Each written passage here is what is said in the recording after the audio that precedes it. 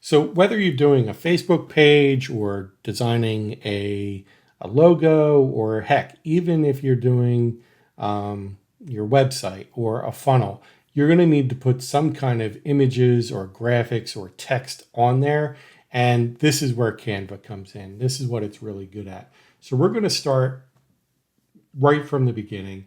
We're going to create a brand new design.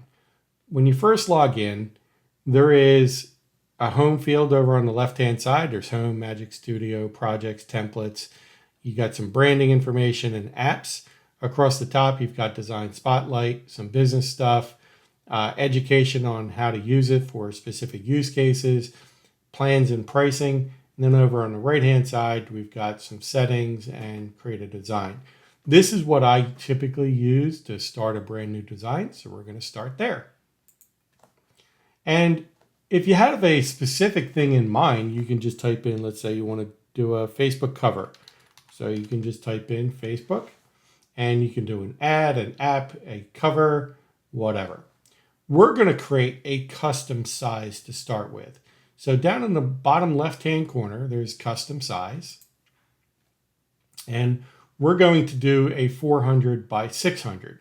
If you went through the training on how to build a website, how to design a website, you'll remember that we added a bunch of images to the website, right? These images are typically 400 by 600. So that's 400, 600 across and 400 up and down, right? Top to bottom.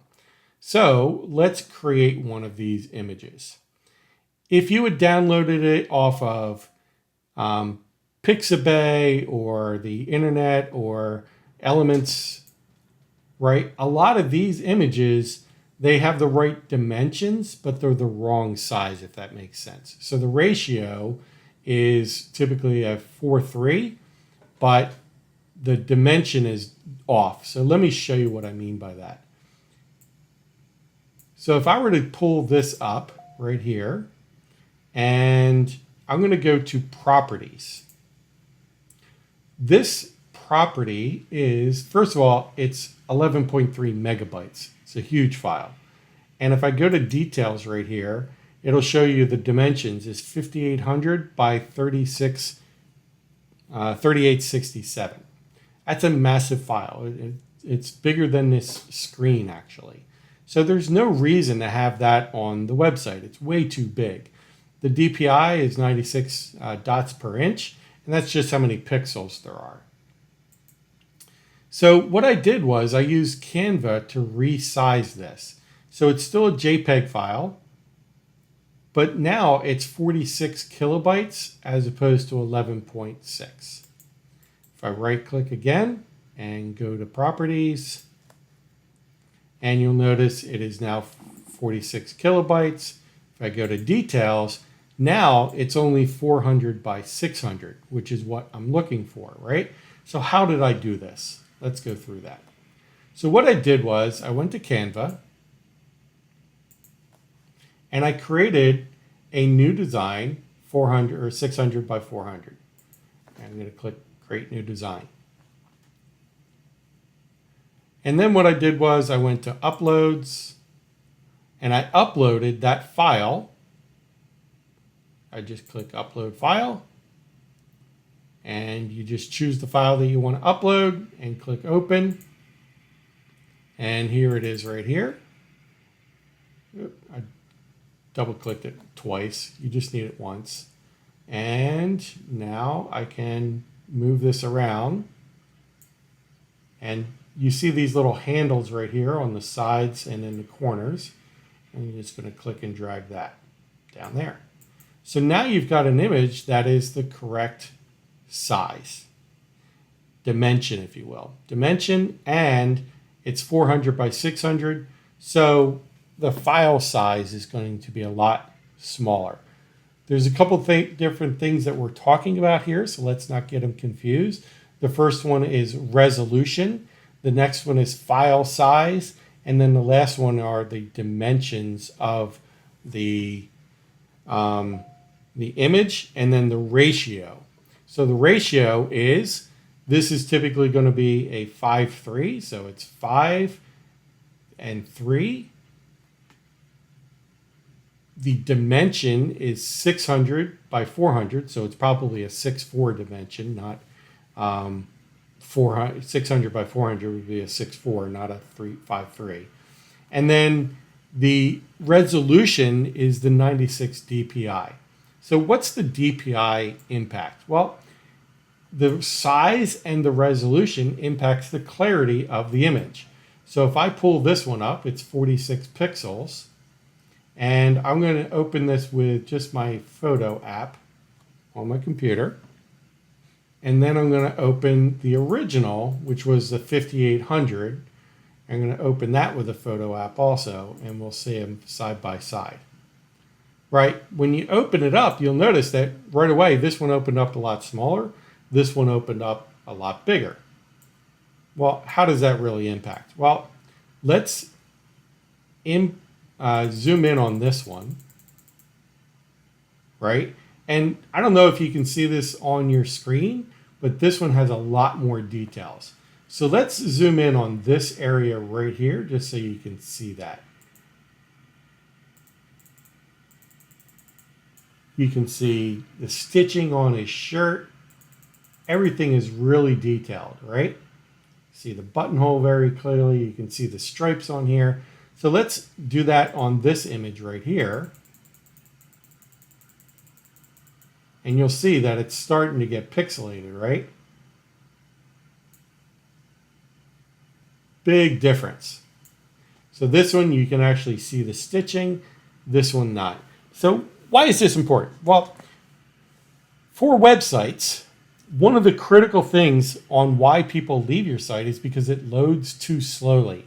Obviously, the larger the image size, then the more slowly it's going to take, or the longer it's going to take for those images to download. So you want to have a nice balance between clarity of the image and also the speed of the website. So typically, a good rule of thumb is keeping those file sizes for your images less than 100 kilobytes. So if you keep it less than 100, maybe 200 kilobytes, even 300 is okay if you got a background, something like that. But you try and keep it as small as possible. This one was 11 megabytes, so which is 11,000 kilobytes. So we're way over the suggested best practice, right? Now you are going to lose some dimensions, right? You're going to lose some quality of it, and that's okay because typically on a website you're not looking at really big pictures. You're looking at pictures at 400 by 600, so they're typically about this size. Let's go to the website. So it's about that size. If I were to take this image and blow it up to a full screen or the size of a wall, you'd be seeing a lot more blur and it'd be very pixelated. But it's on a website, so it's not about the clarity of the picture. That's part of it, but it's more about hey, can you see the picture and is it the right dimension? That's what it's more about. So that's how you resize those images.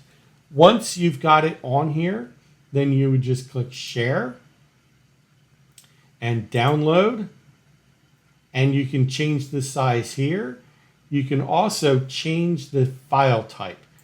Different file types as well save it at different file sizes. So for example, a PNG file might save this at, 80 or 100 kilobytes. A JPEG, which is best for sharing on websites and things like that, then those are, that was only 46 kilobytes. There's another one called an SVG file, and you could use those as well. I recommend, if you're a beginner, just use the JPEG file. They're easy. The file size is big enough, and you don't have to worry about anything else. So just download it as a JPEG. You can change the quality here, but we're going to, the 46 kilobytes is fine. And then click download, and then download it to your computer.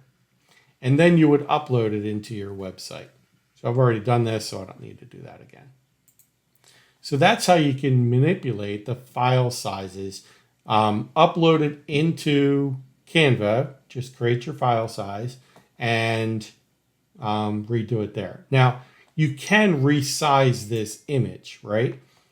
If you needed to, let's say you wanted to get rid of some of this stuff in the foreground, you could just click this little bar right here and do that and move it here. You could also resize it here. Now that does not change the canvas size, it just changes the image size. So we can work on changing the canvas size by when you create the design, just make it a little bit smaller. You know, maybe 500 by 300, something like that. Okay. All right, on to the next one. We'll work on texting, add some text to your images.